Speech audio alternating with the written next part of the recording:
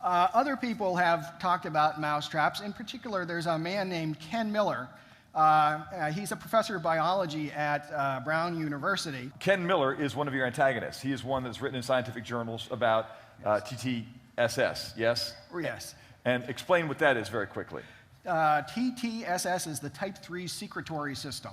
It's a subpart of the flagellum. The flagellum, I told you, has to build itself. This thing called the type 3 secretory system can pump out the parts of the flagellum out through a hollow tube where they can assemble themselves. So it can act as a protein pump, or a pump for the parts of the flagellum. And what he's really getting at is that what he's saying is if we can show that this TTSS is a secretory, what was it, I'm sorry? A pump. It's a pump.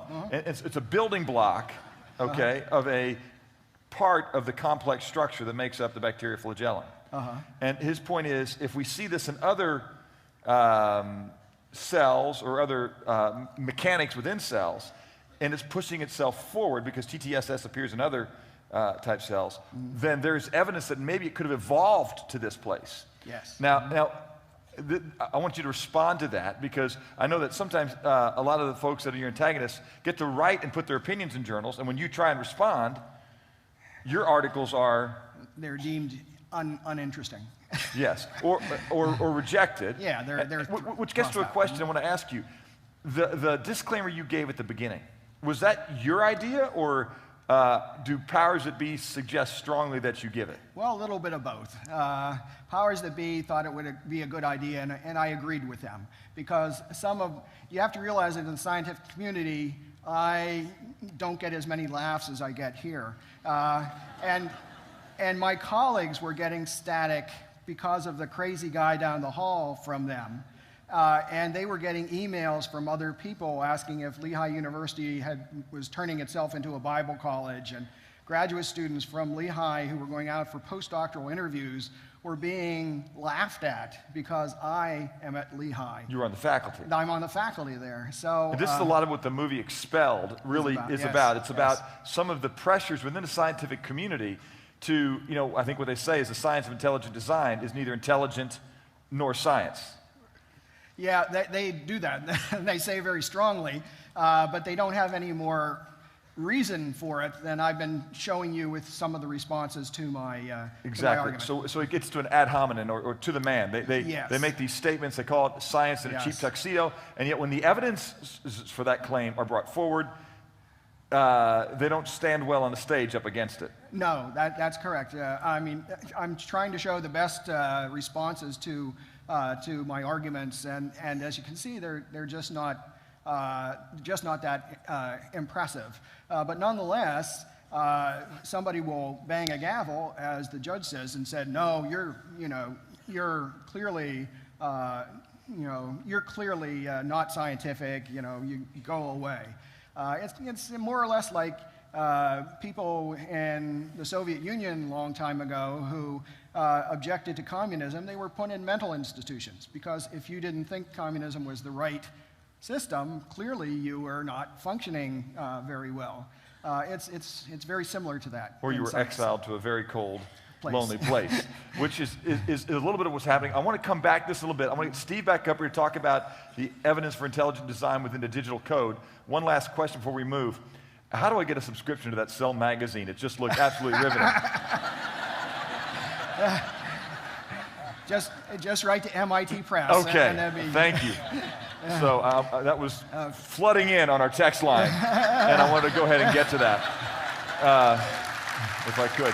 All right, let's yield to Steve, and then we'll come back up, and we might look at Mr. Miller's tie clip, or do you want to give a quick explanation of what that slide was, since they got a peek at it, and will Steve come out here and be ready to go as soon as you're done? Yeah, Kenneth Miller says, well, I can take away a piece, and it won't function as a mousetrap anymore, but I can use it as a tie clip. Yeah, you can, but you can't use it as a mousetrap anymore, and that's the point of irreducible complexity. And I was going to go into great detail about that, but I guess I won't. All right. Well, we're honored that you're here.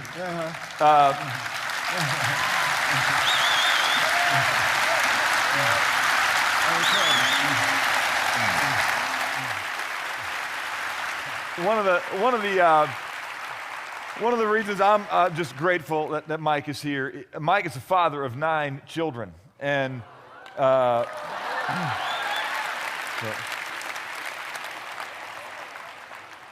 clearly he's figured out the lack of complexity in the mating process.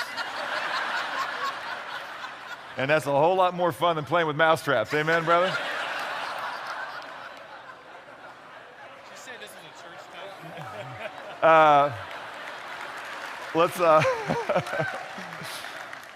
with that, Steve, talk about the evidence for design inside the code. And why don't you do this? Build this bridge, because when most of us laymen think of a black box, we think of that which is indestructible inside a plane. And that's not the black box that Mike was talking about. He was talking about Darwin could not see what was inside the cell. He believed that, in fact, if the cell was as complex as it was today, he may never have written the book. He would have surrendered at that point and saying, there is such genius inside of that, it, in fact, violates what he wrote in that one quote that you had from Origin of Species. So let's go further now, not just in the complex machinery that Mike talked about. Let's talk about even a step beyond, which is the digital code embedded in that. There's a segue. That's necessary to build it. There we go. Absolutely. And hey, Mike, we're not used to getting that kind of a reaction. How did you warm them up like that?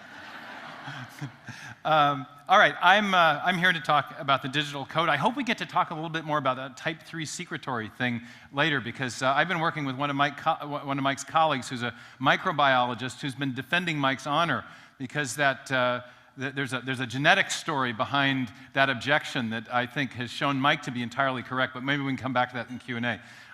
My job tonight is to talk about I think one of the most fascinating discoveries in the history of humankind. Not just science, but it is the discovery that Watson and Crick made of the digital code in DNA. The first thing they discovered in 1953 was the beautiful double helix structure of DNA. We all know this structure because it's a cultural icon now. We know that DNA, you convict criminals with their DNA. We see DNA on all kinds of things. The double helix is an icon, but it's a beautiful structure. But more important than the structure that Watson and Crick discovered is the mystery that they solved and the mystery that they created.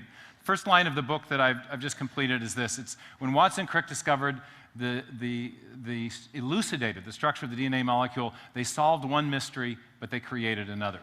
The mystery that they solved was the mystery of where hereditary information arises. Since ancient times, people have known that like begets like, that children are like their parents, that organisms are able to copy and replicate themselves in very similar form. And scientists have known that there must be some kind of signal, some sort of memory that allows organisms to reproduce themselves. But where does that memory, that information, that signal reside? When Watson and Crick discovered the structure of DNA, there was a hint in the structure that suggested that the DNA not only has this beautiful helix, but it is embedding some kind of information down its spine. It was suggested by Watson and Crick in their very first paper that this might be the case. But in 1957, 4 years later, Francis Crick, having taken stock of all the developments that were going on, not only in the DNA chemistry world, but also in the world of protein chemistry, put forward what I think is really the basis of modern biology, which is the sequence hypothesis. And in it, he said that there are 4 chemical characters along the spine of the DNA, they're called bases or nucleotide bases, that function just like alphabetic letters in a written text or digital characters in a piece of machine code or software. This is known as the sequence hypothesis. According to Crick, it's not the chemical properties of these bases that is important. Rather, it's their arrangement. Just as it's not important what the weight or the composition of these Scrabble letters is. What's important is the way they're arranged to spell out a message. It's the sequence of the arrangement that it determines the function, not whether the letters are put on wood or tile or plastic. This was the sequence hypothesis. And here's a picture of the DNA molecule. You see the double helix shape. That's made of the sugar phosphate backbone on the outside. That's the medium of the genetic text, the genetic information. But the information is stored on the inside of the molecule in virtue of the specific arrangement of these particular characters. We represent them with A's, C's, G's, and T's. There are 4 different chemicals, and it's the arrangement of those chemicals, again, that determines the function of the molecule. Now, that's all well and good, but what exactly does DNA do? And Watson Crick said that the characters function like alphabetic letters in a written text or like digital characters in a machine code. That's great, but what does the machine code do? What do those instructions tell the cell to do? Well, right as Watson and Crick were elucidating the structure and the function of DNA, well, the structure of DNA, there was a parallel development in molecular biology in the area of protein chemistry.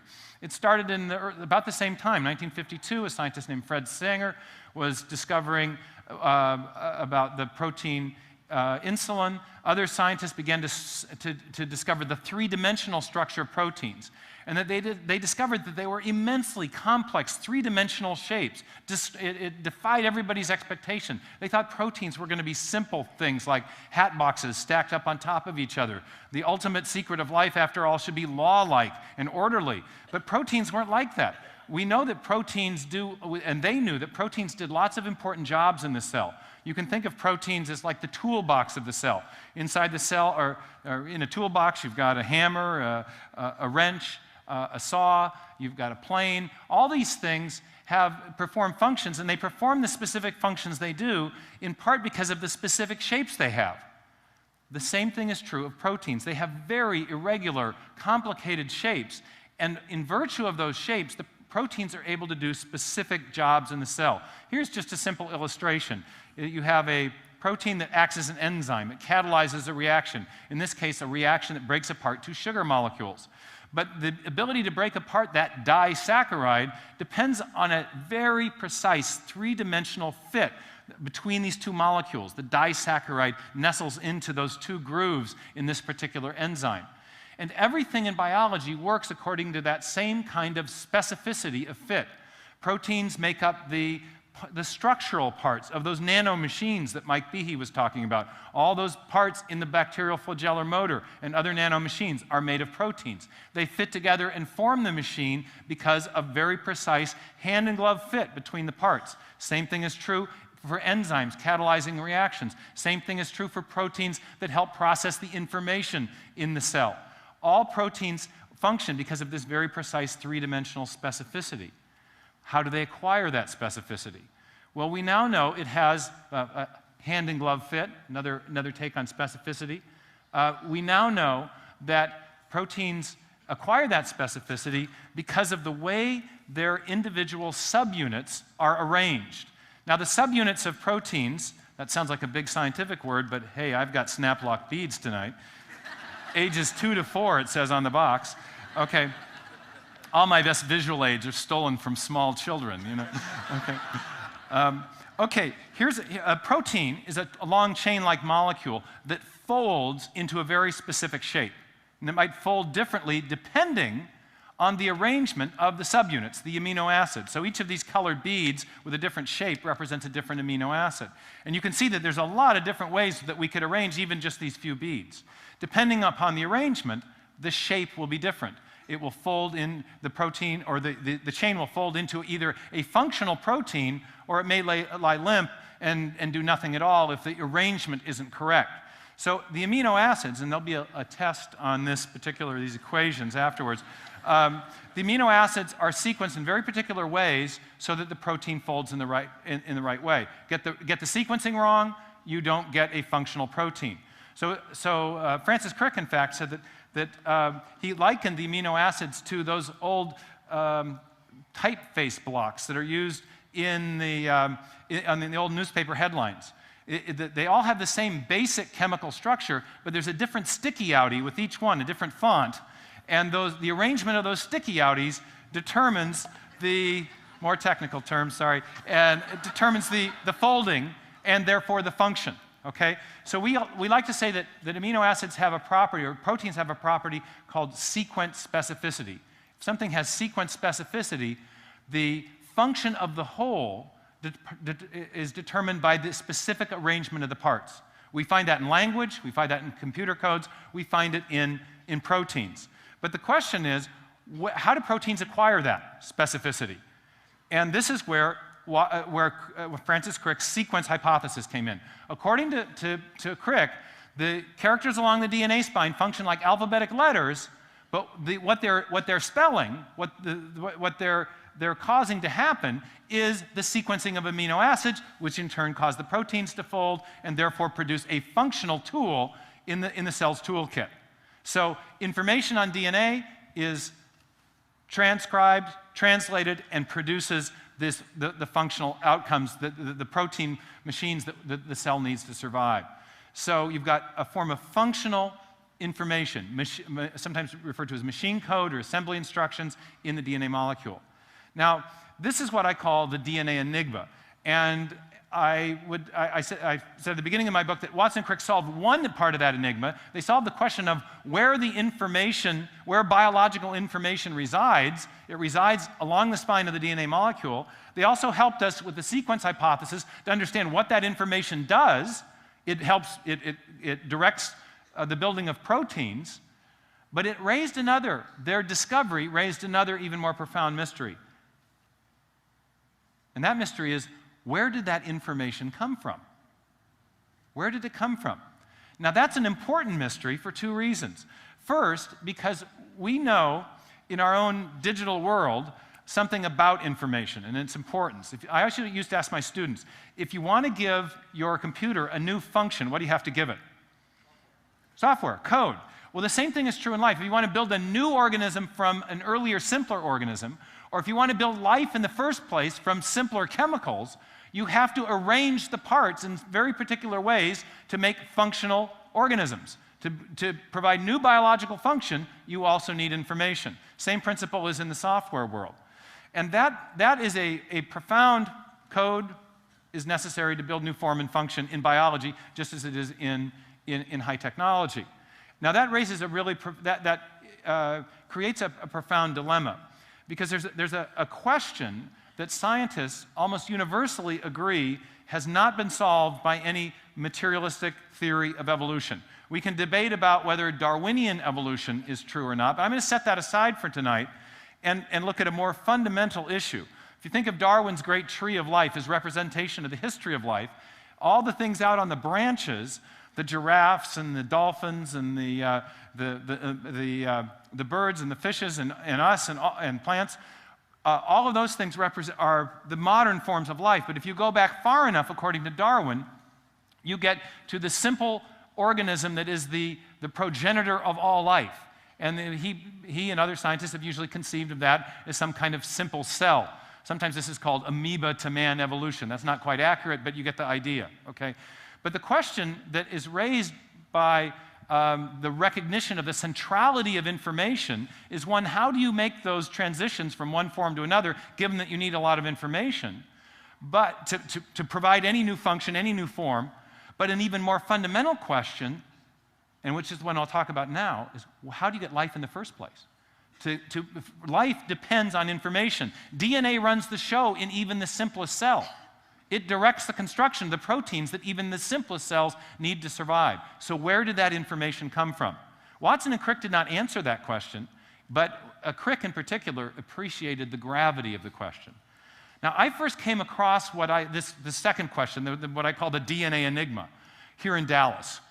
I happened to be working here in the early 80s. I was right out of school. I was a geophysicist for an oil company. I learned to speak some good oil company Texan. I was looking for all out in the Gulf. Okay. Yeah. And you know how we spell all down here. It's A-H-L, all right? And so I had no inkling of this debate. I wasn't involved in this kind of thing. I was doing practical, applied science. I was looking at doing digital signal processing of seismic surveys. Interesting stuff. But one day in February of 19... That's the other anniversary. February of 1985, I walked into a conference literally off the street. I'd heard about the night before at the Dallas Hilton downtown. It was a conference that had been funded by a Dallas businessman named William Garrison. If he's here tonight or in town, all I can say is you have no idea what you set in motion. And Mr. Garrison funded this conference. It was a conference of people who held a materialistic worldview and people who held a theistic worldview, but these weren't ordinary people. These were Nobel Prize winners. They were the top cosmologists, origin of life scientists, and people who did neuroscience. The three questions they were addressing were the origin of the universe, the origin of life, and the origin of human consciousness. And the conference literally changed my life. I walked in, I sat down, and there was Alan Sandage in the first session announcing how he had become a religious believer because of the evidence of the new cosmology which pointed to the beginning of the universe. He'd originally been slated to speak on the side of the materialist atheist position and had unceremoniously walked across to sit with the other guys. In the next session that afternoon, there was a discussion of the origin of life. There was some apparently young upstarts in the discussion, a local chemist named Charles Thaxton, who had written an important book called The Mystery of Life's Origin. And he was on the panel with Walter Bradley, a very established professor of thermodynamics and polymer scientist from Texas A&M. On the other side of the panel were leading origin of life researchers. But someone had joined Thaxton and Bradley that was completely unexpected as well. His name was Dean Kenyon. He had published the leading chemical evolutionary theory about the origin of life in a book called Biochemical Predestination. It was the leading college-level text on how life started from simple chemicals. At this conference, he announced publicly for the first time that he no longer believed his own theory. In fact, he explained why it wouldn't work, and he went on to express support for something he called the design hypothesis. And he said that he agreed with Thaxton and Bradley that the information that was required to build the cell pointed powerfully to a designing intelligence. Now, when he said that, well, you can't say this in a church, but something broke loose. I mean, it was unbelievable. The reaction to this was part of what intrigued me, because up to that point, everyone agreed, there was no doubt about this, that the state of origin of life biology was in a state of impasse. Everyone agreed that there was no undirected evolutionary process that could explain the origin of the complexity of the cell, and in particular, this crucial information problem. By the way, nothing has changed on that. If you saw the movie Expelled last year, you saw at the very end of the film, Richard Dawkins, who is not known for his restraint and expression of support for evolutionary theory, acknowledged that no one knows how life first originated, and what he meant, no one knows from an evolutionary point of view. I was a young scientist. I heard this conversation, and I was absolutely intrigued. And afterwards, a local guy introduced me to Charlie Thaxton. And Thaxton was kind of unassuming and friendly. I thought, man, he'd been to Harvard. I was really kind of intimidated. But he invited me to come see him after work. And we started talking, and over the course of the next 6 months, he mentored me. And I learned more and more about this subject, and I couldn't wait to get to grad school to study it. And fortunately, the Atlantic Richfield company made a way for that to happen by laying me off. It was, if you remember 1985, if you're oil company people, you remember what happened to the price of oil, and all the young bucks just were given very generous but severance packages. So a year later, I found myself on my way to England. I was fortunate enough to get a Rotary scholarship from the good people here in Dallas, and I was in Cambridge my first year, and that's where I stayed to end up doing my doctoral work, and I worked on this question of the origin of life. I was intrigued by Thaxton's ideas, but he floated them not in a full book-length treatment or an argument. He floated them in a short epilogue, making a suggestive, kind of intuitive case that information seems to be the kind of thing that comes from intelligent agents.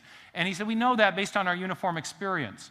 But he didn't develop this, and I was fascinated by this. And I was also fascinated by this general question, this DNA enigma. Here we had, in the shape of the DNA, the information in life, we had a feature that everyone agreed looked designed. Digital code, even Richard Dawkins says it's like a machine code, and it's uncannily computer-like, he said.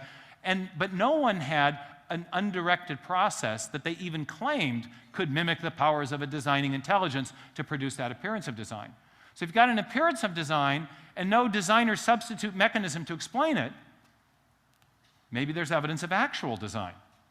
And I got intrigued. But I wanted to know about the other theories. Were there other approaches that could explain this?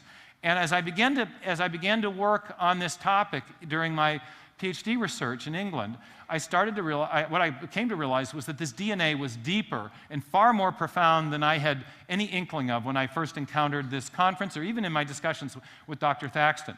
What I discovered is that there were three basic approaches that scientists had taken to try to explain this DNA enigma. And the first was just the kind of the raw bootstrap, seat of the pants. Let's try it by chance. And there was a famous French scientist who was a colleague of Francis Crick's, Jacques Monod, and he wrote a book called Chance and Necessity. And he said the basic job of the scientist is to explain everything by reference to chance, random variations, random processes, or necessity, by which he meant natural laws. If I drop a wallet here and it falls to the ground, we'll say that happened because of the law of gravity, and scientists will say that, therefore, that happened by necessity. It was lawful. It had to happen that way. And Monod basically said that's what scientists should do. We should explain things by chance and necessity. And so I thought, well, how have scientists fared at explaining the DNA enigma, the information necessary to produce the first life, by reference to chance, necessity, or as Monod said, sometimes we combine them, the combination of the two. Well, so let's look at these briefly, and you'll see why I think this is such a profound mystery from the standpoint of the materialistic evolutionary approach to the origin of life. The first approach is chance, and there's a basic problem here that was almost universally recognized, and it's the problem of the complexity of the cell, but there's a mathematical dimension to it. If you're a person of mathematical, computational, computer background, you know about combinatorials and well, let me illustrate. If you've got, back to my snap lock beads here, these represent the amino acids. There are 20 possible protein-forming amino acids that could attach to a growing chain that would build a protein at any given site. So if you have just two amino acids linking together, how many possible combinations are there? I heard a couple of math guys say 400, and that's right. Our intuition is always, it's 20 plus 20, right? But no, if you think that each one can combine with 20 others, and there are 20 possibilities at each site, it's actually 20 times 20. Now let's go and let's add another amino acid to the chain. Now how many possibilities are there? Man, this is a smart audience. Okay. I was still starting to rev up the mental math, Okay, so now the fourth, what do we get? 160,000, right? Okay, and on and on. What's happening to these numbers? Are they building are they going up in an additive fashion or a geometric or exponential fashion? Okay, exponential. Now, I'm going to look really smart because I already figured this out. Okay, all right. A modest length protein is going to be in the order of 150 amino acids long. The cell needs many proteins that are much longer than that, the gigantic polymerases, for example. But let's just take a modest length protein of 100, 150 amino acids long. Now, think of the combinatorial problem that we have. That's the number of possible arrangements of amino acids that you could generate. 20 times 20 times 20 times 20 times 20, out to the 150th power. 20 to the 150th is also, now this is where I get to look smart, 10 to the 195th power. I worked that out on my little calculator beforehand.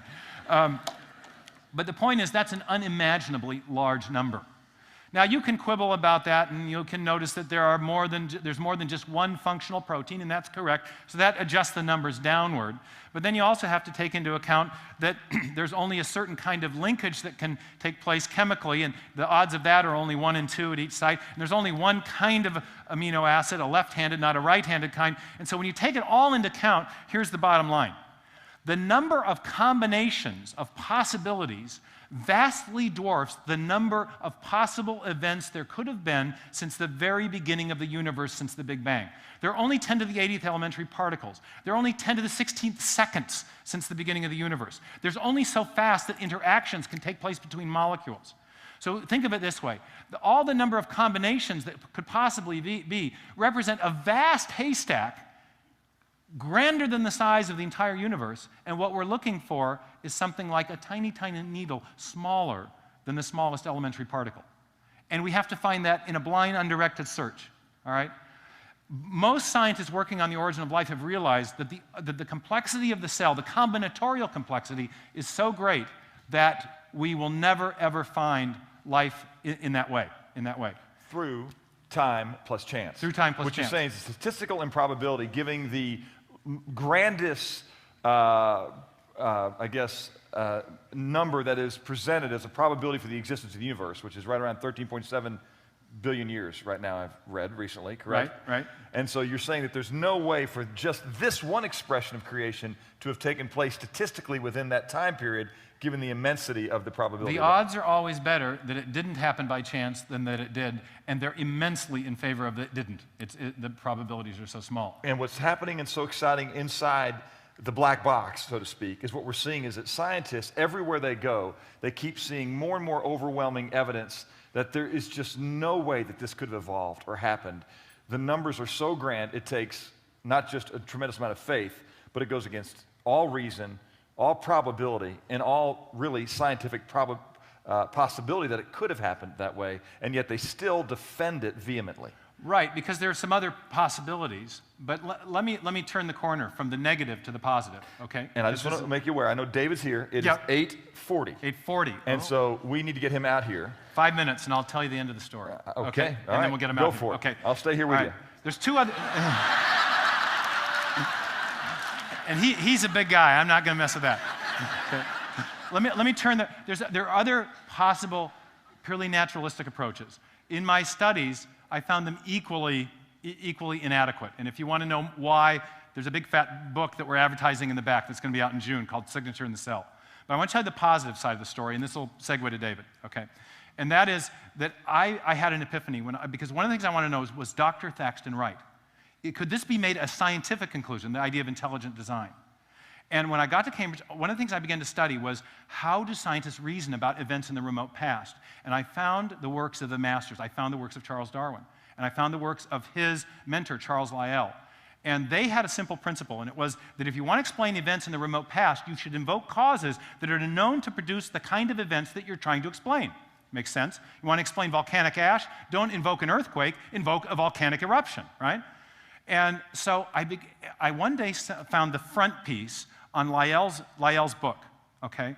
And this is what it had this amazing subtitle, and it put the light on for me. It said, principles of geology being an attempt to explain the former changes of the Earth's surface by reference to causes now in operation.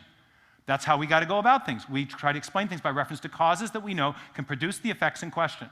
And I asked myself a simple question. What is the cause now in operation for the production of digital code? What is the cause now in operation for the origin of information? I knew that chance, necessity, the combination of the two didn't work. I studied them carefully. Nobody disagreed with me, not even the good Professor Dawkins as late as last year. But there is a cause that we know can produce digital code. That cause is intelligence. We're doing it right now. I'm conveying information to you as maybe not an intelligent design, but at least some kind of mind is behind all this communication, okay? So what I realized, oddly, was that Darwin's own method of reasoning, where we infer the cause which is known to produce the effect in question is the best explanation of the thing we're trying to explain, that his method actually revived the argument from design. The data were different, the conclusion is different, but using his method, which I honored and followed, I came to the conclusion that the best explanation of the digital code that's involved in life, the central feature of living systems, has to come from an intelligence. And that is the basis, not of just a critique of evolutionary ideas about the origin of life, but a positive case for intelligent design based on an established scientific method of reasoning, in fact, Darwin's own method. That's my story. Wonderful. All right. I'll go to David. Yeah. All right.